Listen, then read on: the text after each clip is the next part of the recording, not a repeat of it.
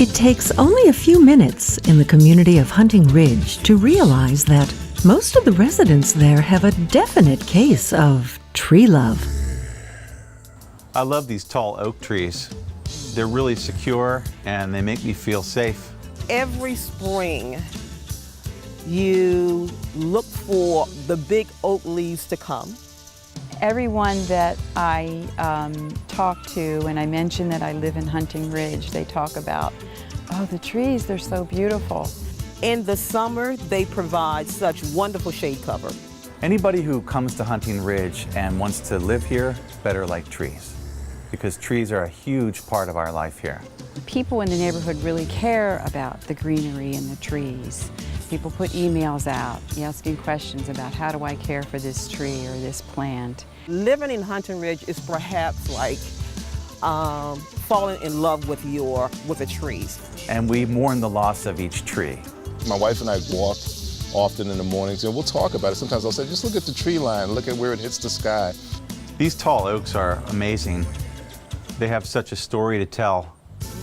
It's very comforting to me to just have trees around. Then the fall comes and you have all the beautiful colors.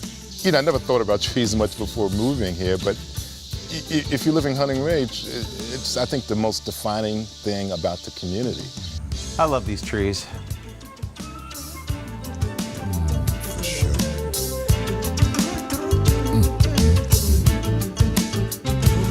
What's really special about Hunting Ridge is the diversity.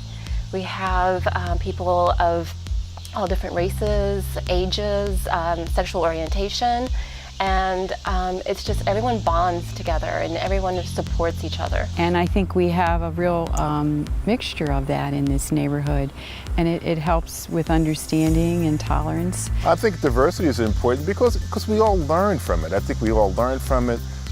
It teaches us, it kind of deepens our well of respect for one another, and I think it makes stereotypes go away.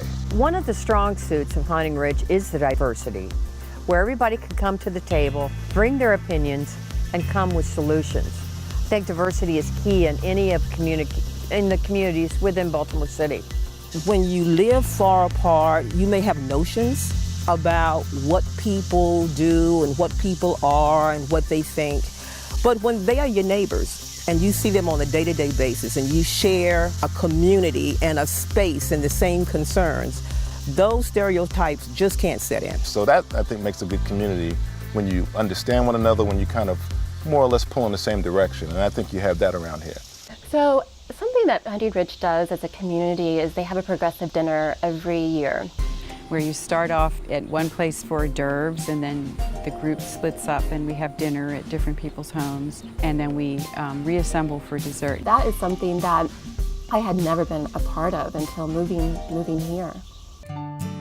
Well, there are a lot of gardens in Hunting Ridge. People take pride in pretty much making their properties look special, unique, taking care of the wildlife that's around, and it's really cool. In the summertime, you'll see everybody come out on Saturday mornings and cut their grass and kind of get an opportunity to interact with each other. And if you walk up and down the street, you can pretty much tell how important being a homeowner is to your neighbors because they take care of their houses. We also have a Yard of the Month that we present every month to 2 homes that are the outstanding yards in our community. And everyone gets really excited about that. I think it's a great thing. And it gets people interested in, oh, okay, I want to walk over and see where that Yard of the Month is. Maybe I can get some ideas, or maybe I can talk to that person and get some help. My current favorite garden here in Hunting Ridge is just down the street.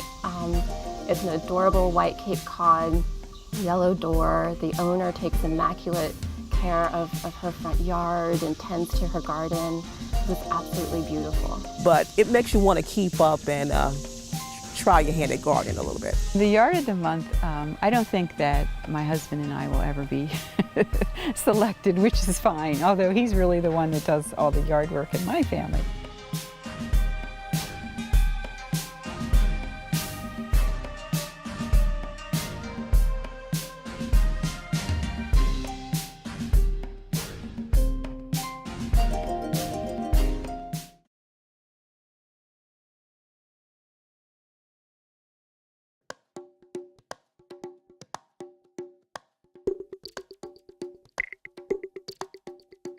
I think what makes Hunting Ridge so special is the environmental, the green space that is incorporated with the beautiful architecture.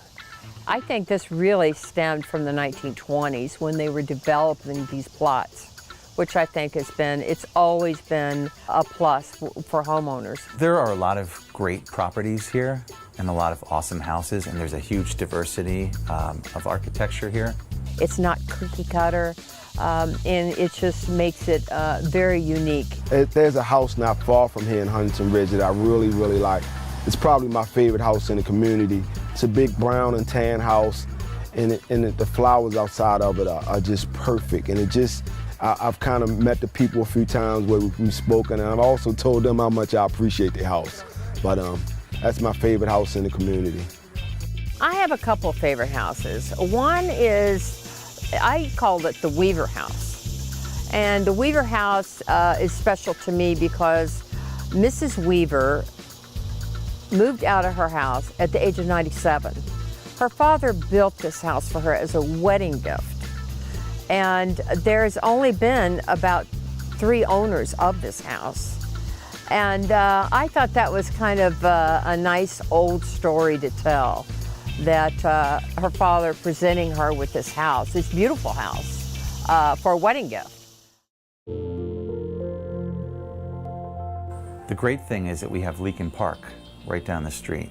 I'm in Leakin Park just about every day, and I'm usually by myself. I take walks there, I take hikes there. And it's funny, a lot of people say Leakin Park, how do you enjoy Leakin Park? Because I think it's been maligned in many ways, I think through the years. The park is beautiful. A lot of people know Leakin Park, and they might know it by its reputation, which has been a serial dumping grounds, so to speak, over the decades. I'm here to tell you that's not the case. Lincoln Park has such a questionable reputation, but I actually get a lot of joy going through the park during the seasons and seeing the seasons come and go. I think probably for the last 8 years, I've gone there at least 200 days a year, and I haven't had one thing happen to me. And I've been there into the evenings as well. We walk in the park sometimes, we bike ride down there, we use the Gwynns Falls Trail.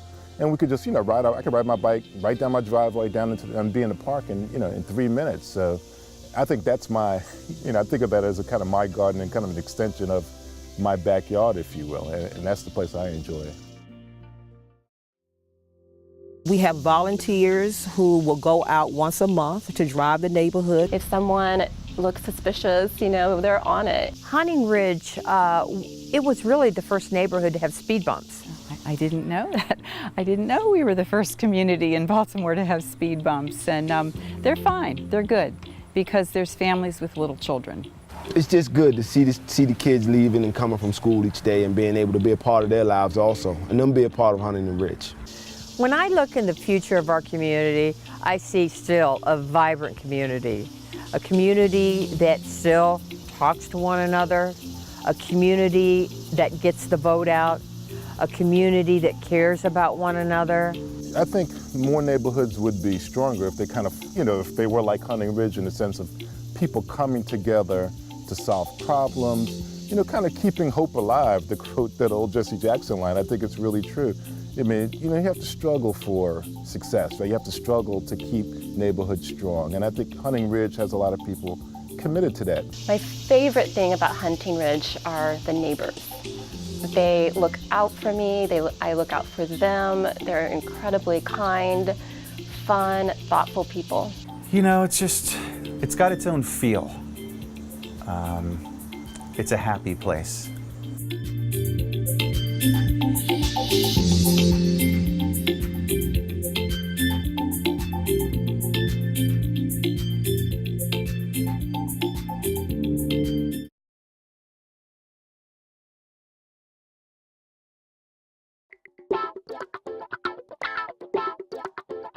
Hamilton Hills is a quirky mix of urban hipsters and longtime residents who are making life work in this Northeast Baltimore community. We moved into Hamilton Hills 61 years ago. We had 2 children and just us, and I was expecting my third child. Recently I've lived in Hamilton Hills for about 2.5 years. And prior to that, as a child, I was born here and lived here until I was 20. I've lived in Hamilton Hills for 29 years. My wife and I chose to move to Hamilton Hills in 2007. We moved in the neighborhood in 1967, and been here 50-some years. I was attracted to the neighborhood because of the wide open spaces, the great foliage, the fact that trees were available and that we were able to do most of the things we wanted to do easily by walking or driving. And now I've lived in this senior housing, the John Manley House Senior Housing, which used to be St. Dominic's School, where I went as a child. It was a very nice neighborhood because it was all young people with young children, and they all played around together. We'd moved here to start a family, and son was born a few years later. So really, we came here for a family community. I raised 3 sons. The youngest one is 22, the oldest one is 32. I would not have picked a place where I could not grow and where my children were in danger. We came in the neighborhood, it was full of young children, new families. We bought the house. It was built in 57, 10 years old when we bought it. And our children grew up in this neighborhood with other children. We found a lovely little house, a little duplex, 1903, that cute little porch and 2-car garage, and it was a great price, right walkable to a main street. One of the other things that we liked about the neighborhood when we first moved in, or maybe a year or so afterwards, is the shopping center that they built up there. It was within walking distance. It was an Acme, and then on the corner was the McLean drugstore, and we could do all our prescriptions there. Hamilton Hills was a wonderful place to grow up. We had a huge yard because it's suburbs mostly, and lovely. I could walk to school around the corner to the public school. I could walk to the CYO, Catholic Youth Organization, up here at St. Dominic's. We walked to the ice cream parlor. We went to the newsstand and got comics on Sunday. It was great.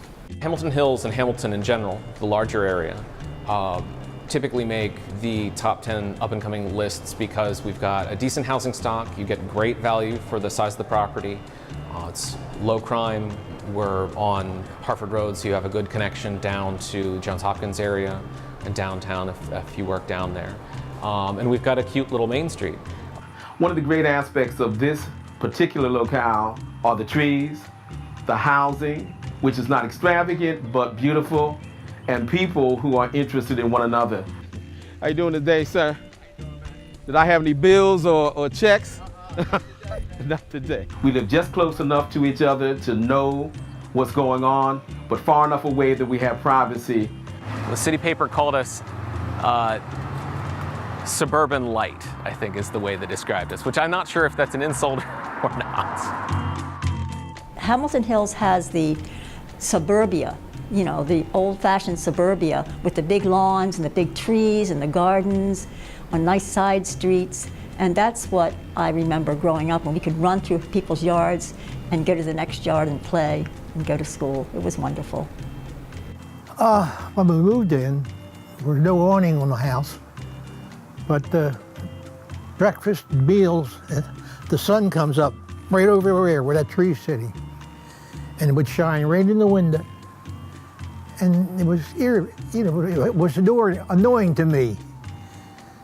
And so I went over to her mother's house and dug up these little seeds that were coming down from the trees. You see them float down, and I dug a little seed out, a little shoot up, and I put it on it, and I put it over there, and I watered it a lot. And you could see, as you look at it now, I don't know how you'd ever move it. I have a feeling that the roots are kind of combined with the foundation of the house now too, and maybe even the next door's house. Yeah. I'm not going to worry about that.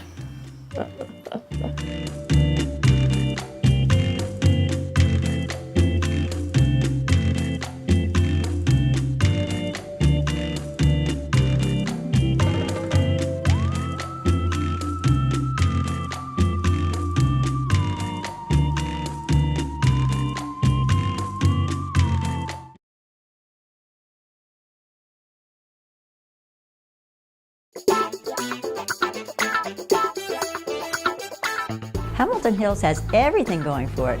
First off, we have like at least a half a dozen restaurants, and they're all wonderful. We have the Clementines, it's a catering, but they've also come back as a restaurant like they were. And we have the new Silver Queen Cafe, which people love, and the Lost in the 50s Diner, and the pizza places. Like we have 2 pizza parlors, and we have a Chinese carryout. I mean, what more could you want? So one of the things that connects new Hamilton residents and old Hamilton residents, the people who have the roots of the community, are that we're all interested in sustaining what has worked, but also building upon it. I think when communities are able to create a platform where we interact, where we are interested in communicating, not on Facebook, not on Twitter, but face-to-face communication where things can be honestly stated, we are in a great space. The point is, know your neighbor. Never not know your neighbors, because you may need them someday, they may need you someday. We have a couple of festivals a year. I know we have this one, we have one coming up, and then we have the Derby race, and that definitely nurtures the community, because that means kids, you know, they coming on down Harford Road on these derbies. The Hamilton Derby happens the weekend of Halloween every year. This will be its 8th or 9th year. Younger children within a weight range, because they're derby cars. Each of the businesses on the the Hamilton Business District own a derby car, and kids get to race up and down the hill. The Northeast is the place to be because of the culture, because of our environment, because of the fact that we are together in many respects. We are educationally rich. Hamilton Elementary Middle School is one of the GATE programs for gifted and talented in Baltimore City. Right behind us is a high school. It originally was Northern High School, which provided an opportunity to a single community of students. Now it has changed and has become a charter school, a school that houses different students. The school. It is a school of business and law, and we are confident that it makes our community richer. I think Hamilton Hills is unique, and that it's an old community that's a fresh new community at the same time. When I look around Hamilton Hills, I see a lot of things that have moved forward over the past few years, a lot of things that have gotten a lot more professionally refined, but also a lot of the character and charm that made it a stable and family-oriented neighborhood beforehand. As an artist, I like living in Hamilton Hills because it's attractive. I love the old churches, they're beautiful. I feel, you know, safe here, emotionally. Of course, I'm attached to it because I grew up here, and it's emotionally reaffirming because it hasn't degraded, it hasn't gone down. Well, the vibe of Hamilton Hills is pretty much just it's a family community. It's a quiet family community. Most people here go about their day without, too much worry about it. People joke that we're the hipster retirement community. I like the fact that I have grass and trees and foliage, so to speak. But I also like the fact that it is a cosmopolitan environment where people are different, where their culture can be expressed, and also we have enough communication with one another that we can contribute again to the well-being of our fellow community members. Hamilton Hills' strengths are a lovely tree-lined environment, great housing, great people who care about each other, good schools that are accessible, and a spirit of togetherness or solidarity that is unparalleled in the city of Baltimore. When I graduated from high school and graduated from college, then we got married. Yeah. So, and then we did the 60-40, and the 60-40 is sometimes the 60% is on his side and the 40% is on mine, but then other times the 60% is on my side and the 40% on his. So it's never a cut down 50-50, because sometimes you have to give a little bit more than that.